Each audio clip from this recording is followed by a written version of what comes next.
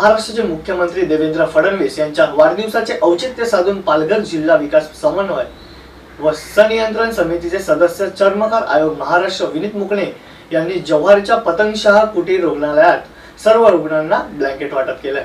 महाराष्ट्राचे मुख्यमंत्री देवेंद्र फडणवीस यांच्या वाढदिवसाचे औचित्य साधून पालघर जिल्हा विकास समन्वय आणि संनियंत्रण समितीचे सदस्य चर्मकार आयोग महाराष्ट्र विनीत मुकणे यांनी जव्हारच्या पतंगशाह कुटीर रुग्णालयातील सर्व रुग्णांना ब्लँकेट वाटप केले।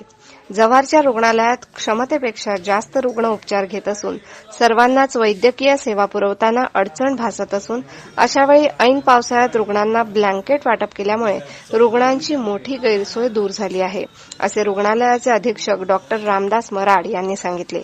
या कौतुकास्पद उपक्रमामुळे विनीत मुकणे आणि त्यांच्या सहकाऱ्यांचे सर्वत्र स्वागत होत आहे।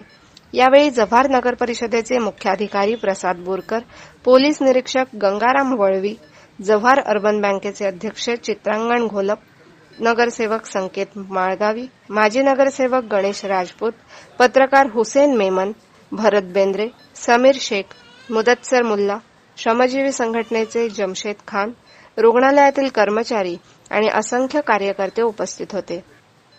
गाव माझा न्यूजसाठी मनोज कांबळी, जव्हार, पालघर।